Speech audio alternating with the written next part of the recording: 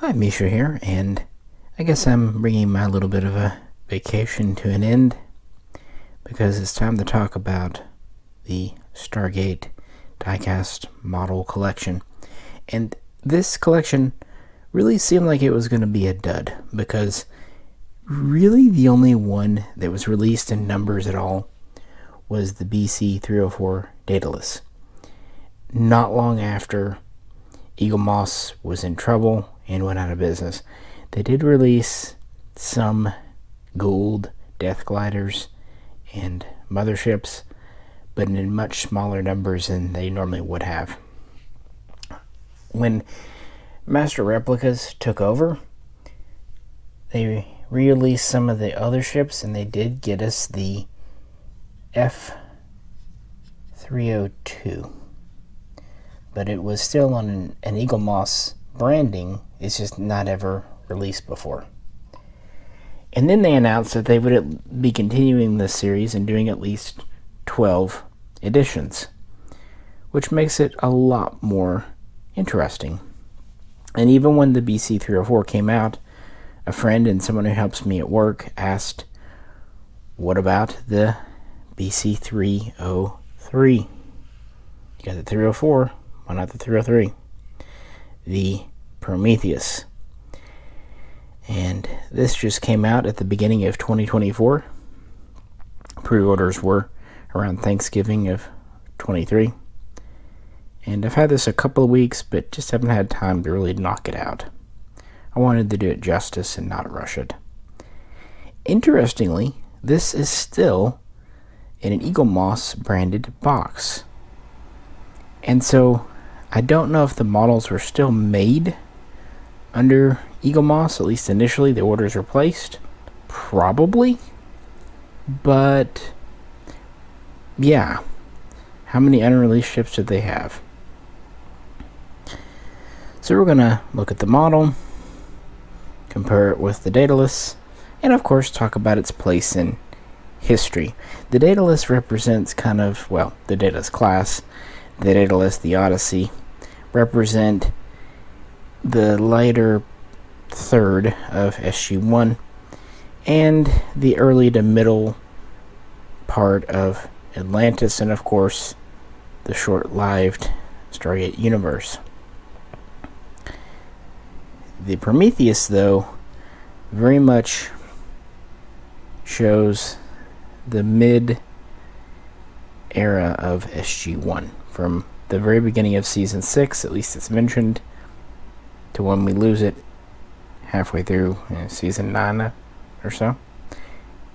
And it's a different time. So anywho, let's dive in and talk some nerdy stuff. Why not? I understand why Eaglemoss started with the Daedalus, the BC-304, because it's very popular.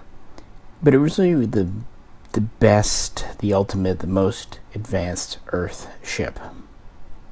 The first Earth ship we see, at least it's built by the Tari, was the X-302, later F-302. Of course, there was the X-301, but that was not a very successful test flight, to say the least. We see this at the very beginning of Season 6. And mentioned right after the O2 is seen is this ship, what would evolve into it anyway. And this is a very important intermediate step, and it was Earth's first capital ship and first deep space carrier, first battle cruiser. But of course, learning experience. The project was initially codenamed Prometheus, and it was an effort to reverse engineer alien technology, mostly gold, but some other technology. After the 301 project, the idea of actually using pieces from alien ships was not very attractive, so they would only resort to recycling when absolutely necessary. But yeah, it was meant to be combined with Earth technology, including current-day spacecraft and naval vessels, namely submarines and smaller craft like destroyers. And it was assembled underground using various subcontractors and was a major chunk of the SGC's budget, well over 50%, up to 70%. And it really wasn't that big of a ship until you consider just how small the space shuttle was and the International Space Station is. And we first see it on screen in the episode properly titled Prometheus, where this is introduced as the X-303 for experimental. Overall length is 195 meters.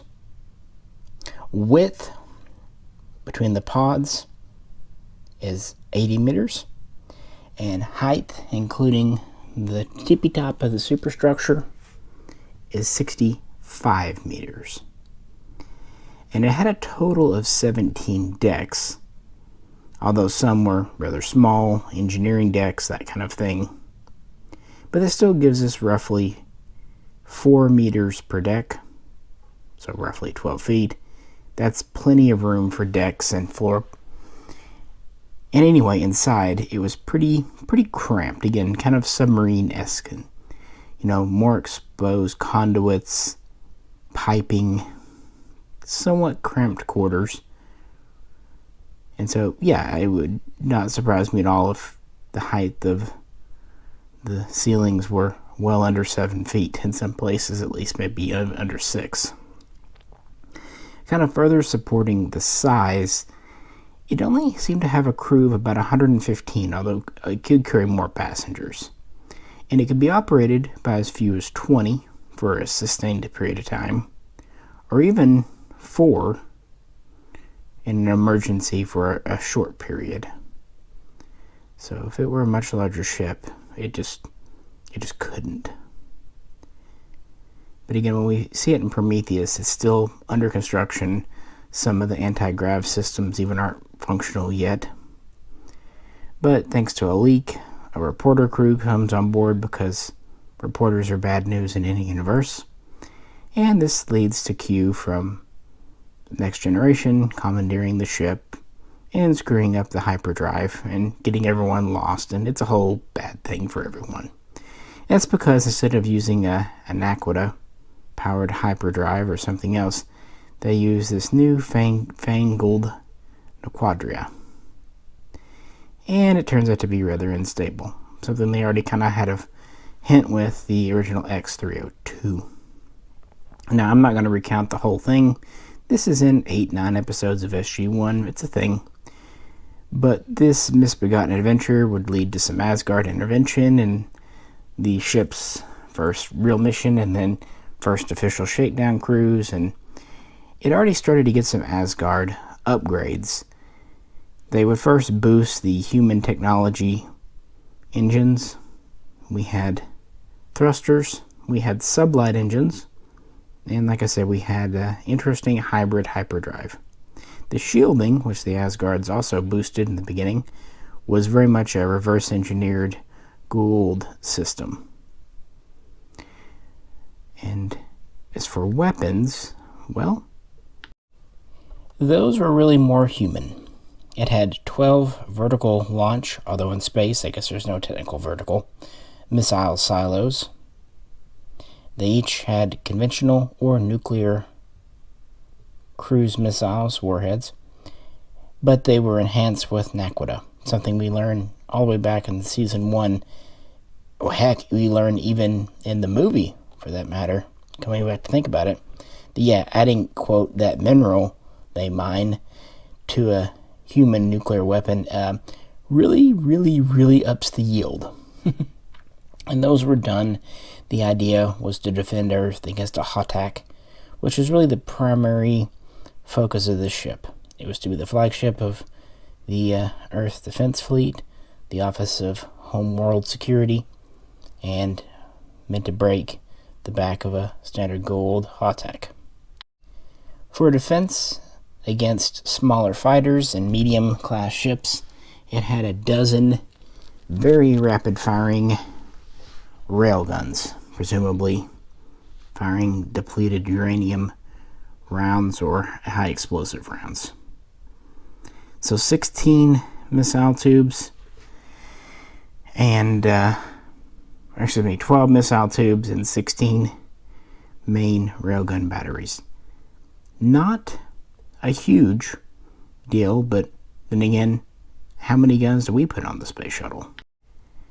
The Prometheus would also serve as a light carrier, carrying up to 8, although often it would only have 4 or maybe 6 F-302s, and the squadron station on board her would be known as Blue Squadron, not Red Squadron.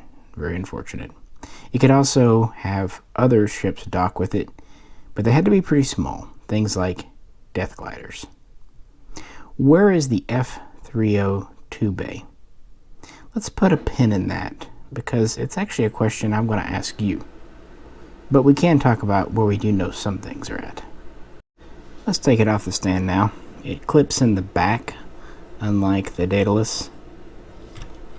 I actually found my wiggled back and forth. It didn't come out, it's very secure, but I put a little blue tack in the front to cant this back a little more. It never slipped off the stand, but these things aren't exactly cheap. And right now we're having to get them from England, so I don't want to risk it. Now I will say, and this surprised me because it's a pretty primitive CGI design, it's almost entirely plastic. And so it's very light. Kind of wish it was more metal. The only metal in the ship is kind of this part down here, this bottom section, including these. The superstructure and the top part are plastic. Now that's not exactly a gripe against it, but yeah, considering how heavy the F-302 ended up being, this does feel a little light.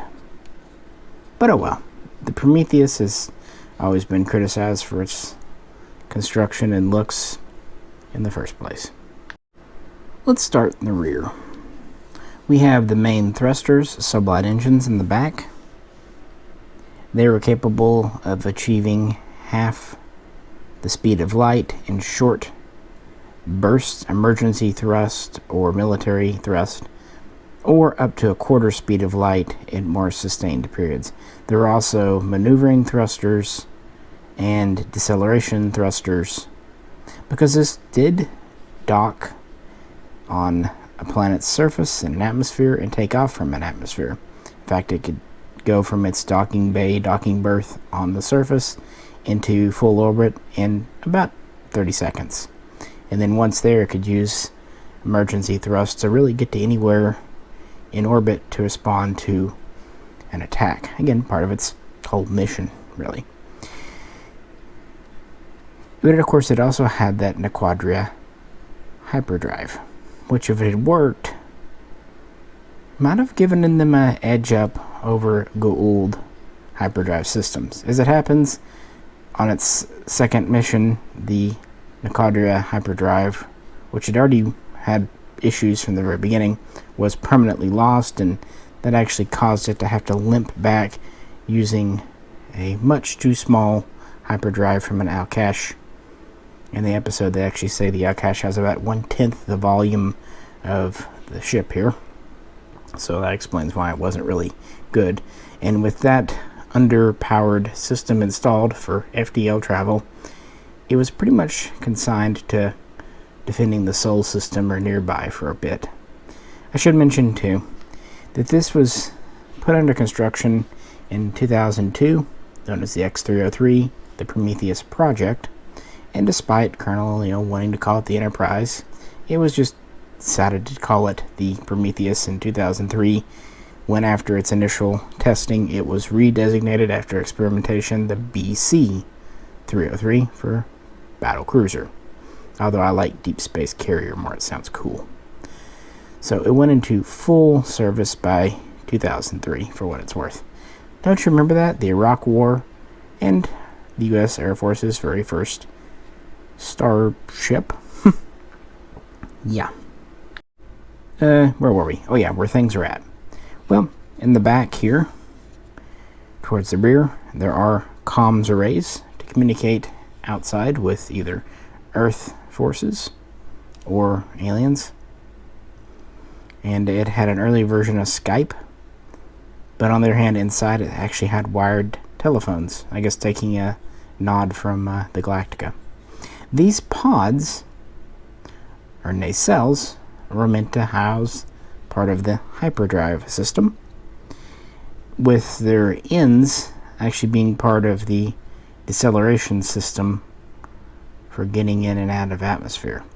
Also, to help with landing and even staying on a planet, the very bottom of the ship had part of the anti-gravity system, which also interacted with the inertial dampeners and artificial gravity system. Now, the neck of the ship, towards the rear of it, actually housed another component of the hyperdrive system, the coolant and cycling system. And then you had the bridge. It's a little vague where the bridge seems to be, but it seems to be about there, best I can guess. If I'm wrong, let me know. It's a little vague. So, moving forward on the ship, our main missile batteries are here. The vertical launch, you can see the little nubbins, which is neat. And then this front part, this bulbous front part, seems to be cargo storage, just kind of places for stuff, which makes sense. Put it as far away from the blowy up stuff as you can.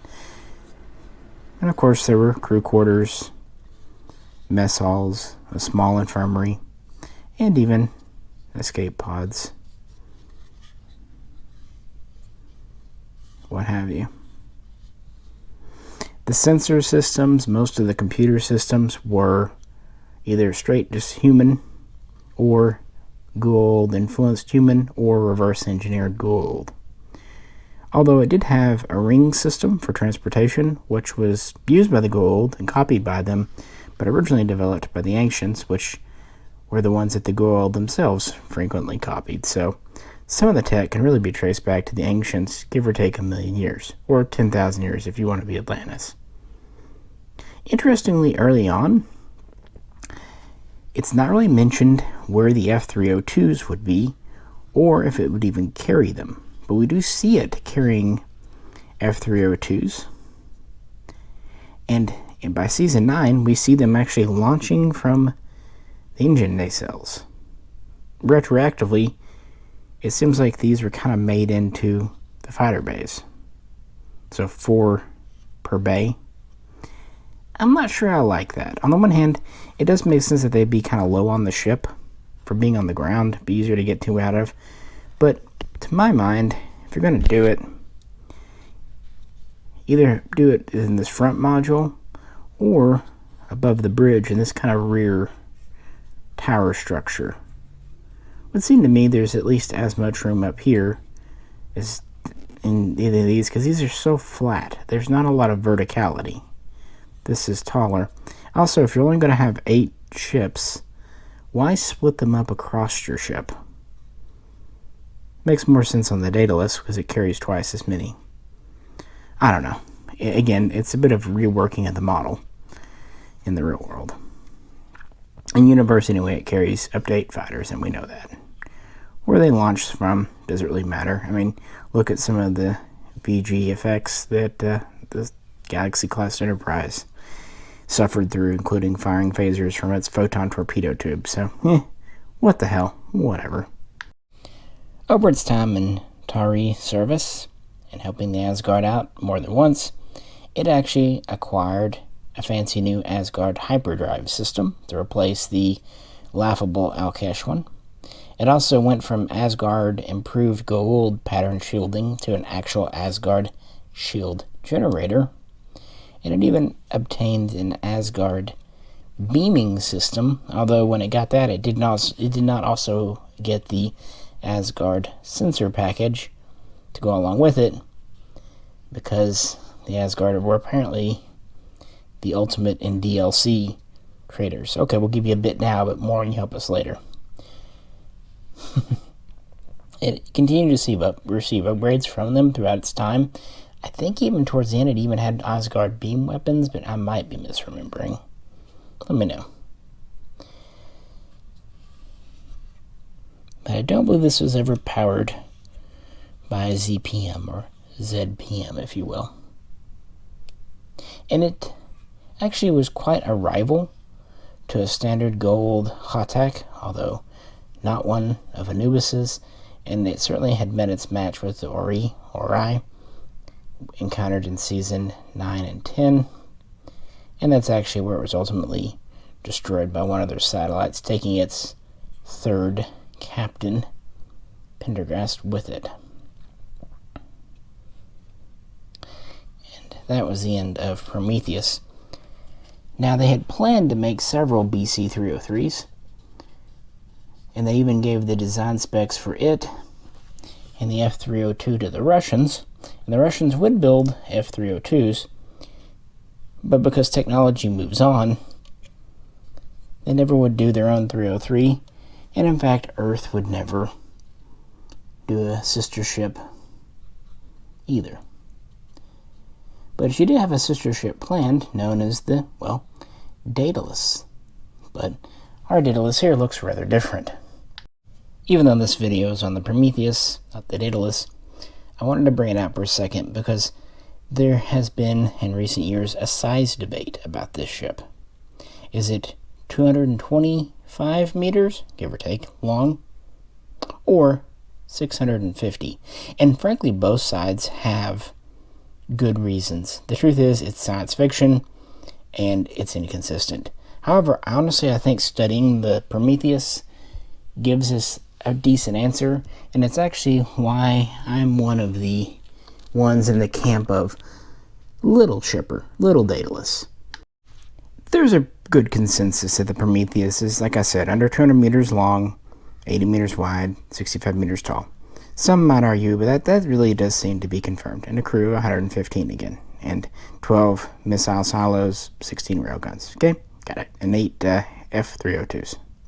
This is Earth's first effort, and again, the Daedalus was meant to be an updated, improved version, but because of increasing interactions with the Asgard and new technologies, they ended up really changing everything.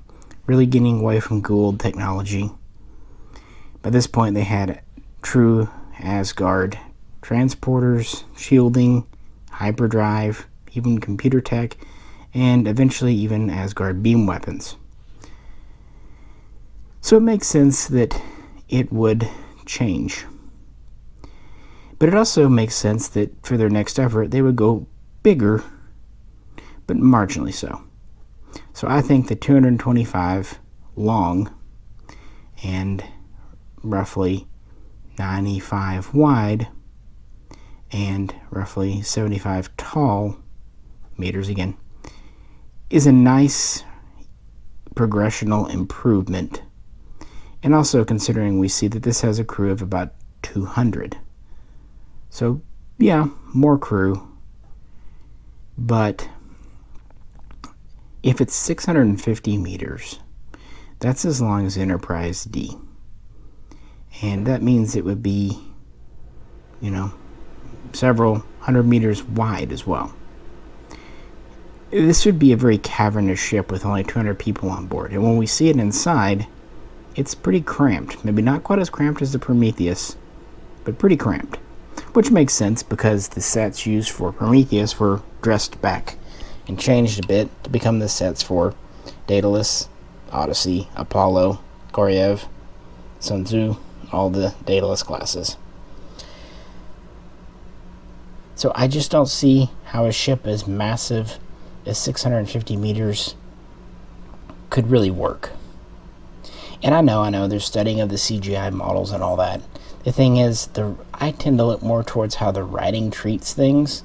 And when you see these in the show, they're written to be not a huge ship, kind of a pint-sized ship, but also a ship that's able to go toe-to-toe with much bigger ships. And in the show, we see these flying around, gray ships, Hataks, whatnot, and either one, they're considerably smaller, but pack a punch. That's okay. There's a lot of wasted space in a gold ship. Also, I just don't know how Earth could make 6, which they made, 650 meter long ships. That is ginormous. That's bigger than most aircraft carriers. Yeah, and these also can land and take off. That's so very much mass. It just doesn't track. They also point to the rather cavernous F-302 bays, one on each side. And these are true bays, although in the rear you can see they also have engine mounts. The F-302 is under 15 meters long, so yeah, but it's 26 meters wide. So it's a pretty wide ship. It's another reason I'm not sure it'd really fit in these sides. Either way, you can definitely tell the bays here in kind of this landing skid area. Plenty of room. But we also know that an Alkesh is about the biggest ship that can land in a 304 bay. And how big is an Alkesh? Well, 35 meters by about 15 meters tall. So yes, it is wider than a 302, but not by a whole lot. And considering how short the 302s are, you could stack them quite well, plus their wings fold. And also, let's just be honest, the bays look cavernous in the show because it's Hollywood. Look how big the shuttle bays look on board the Voyager and its infinite shuttle generating bay. So the crew, the bays, also the weapons complement. 12 missiles, 16 major railgun emplacements. This has 16 missile tubes, so more, but not significantly more. And it has 32 railgun emplacements, so that is more. But it honestly seemed like the Prometheus was a little light-loaded for railguns. So, if this is so much bigger, more than 3 times bigger than the Prometheus, why is the Daedalus that equipped?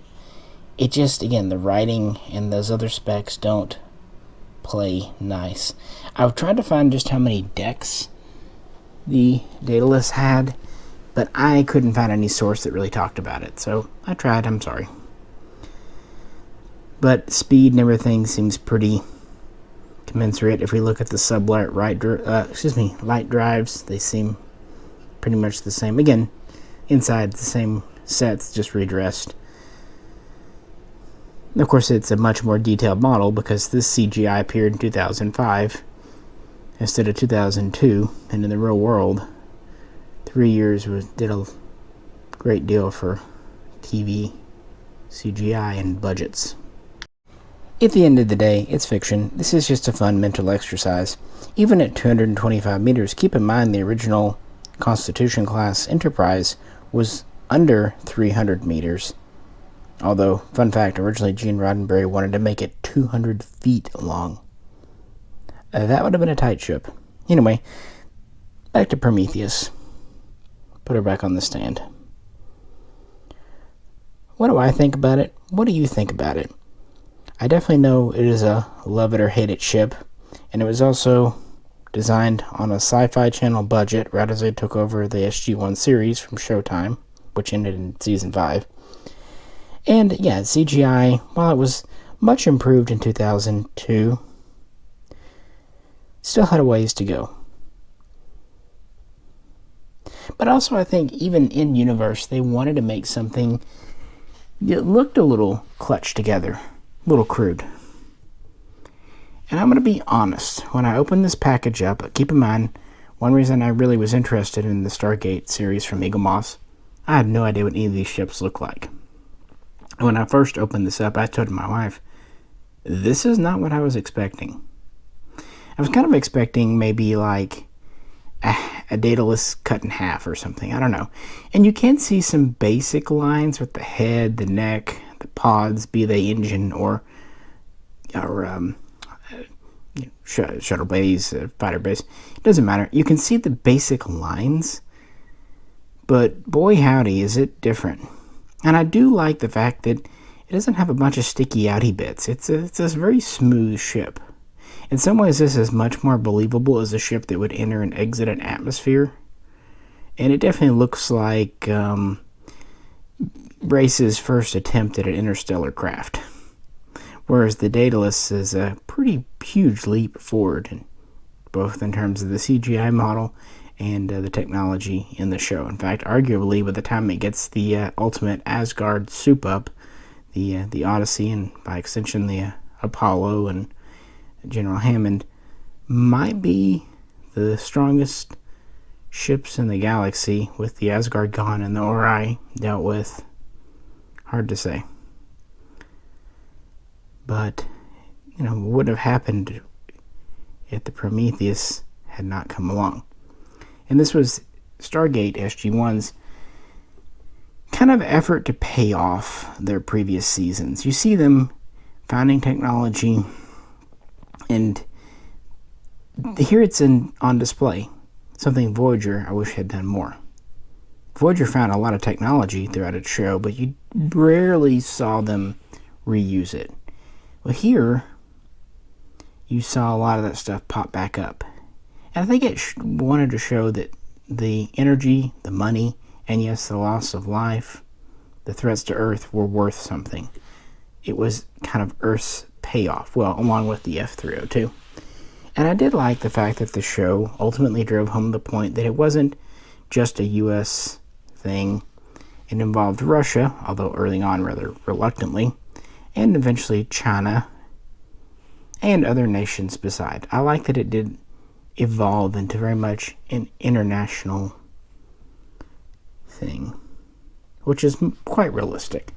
Projects of this size could not be done by one sole nation. So, in conclusion, the Prometheus design, it's kind of growing on me. I mean, I'd still take the Daedalus, don't get me wrong, it still looks a lot cooler. But, it's growing on me. As for the model, I do like it. It's well built. But I really wish it were more metal. I love how heavy the 302 feels. The 304 is a little lighter, but even the main body's metal. Only the superstructure and part of the pods and stuff are polymer plastic. The main body down is metal. Like I said, the only metal on this is that kind of bottom section. I'm sure there was a logistical manufacturing reason for it. Such is life. These still aren't shipping with magazines, by the way. I'm not sure if they ever will again, frankly. In the age of the internet, they might question, is it really worth it? But what I do think is worth it is Master Replicas keeping the series going. They've announced what's coming up. You can read up the thing. Some are cool, some are not. I do personally prefer the larger ships, which is funny because of these three. I actually think, as a model, the F-302 is my favorite. But just as a design, I like cruisers. I like ships. Same thing goes for the Battlestar Galactica collection. I love the Vipers and Raptors, but it's the Battlestars that really get me going. And the same thing goes here. I'd like to see a couple of Asgard ships, a couple more Goa'uld large ships, and of course we need to do some ancient ships, the Aurora. While it is a little interesting looking, I'm told, definitely needs doing. But what do you think? If you haven't read the list of a dozen ships they're going to do, go back and look, and then pop into the comments and let me know what other ships you'd like for them to do. I'm not at all disappointed with any of these. Really am not. But it's just nice to see someone picking up the torch. Oh, and by the way, that friend and guy who works with me, for me, I got two. I got him a Prometheus for Christmas as well. So, yeah. I also got him a Daedalus. He told me not to give him an F-302, and then he kind of regretted it. It's like, see, he should have let me. But oh well. It's always fun. And it's a nice show. Doesn't take itself too serious, but it can be dramatic when it needs to be. Definitely can be funny. I don't know. It's not my favorite show, but it's definitely in top 10 favorite shows, or at least favorite sci-fi shows, for sure. Babylon 5, Battlestar Galactica, mini Star Treks. Of course, now we've got Star Wars TV shows, too. A lot of good sci-fi that's been out. The Expanse. Good stuff. But Stargate, I even like the original film from 94. And the series, the show got even better. And if anyone actually prefers the 303 to the 304, please let me know in the comments. I won't make fun of you. I can get it. It definitely has more of like a TOS, Star Trek TOS vibe. Kind of reminds me of comparing the TOS Enterprise to the refit in some small ways. Anyway, like I said, I wanted to give this video my all. I think I did. I'm tired and hungry now, so I'm going to let you go. This is Misha. Catch you very soon next time.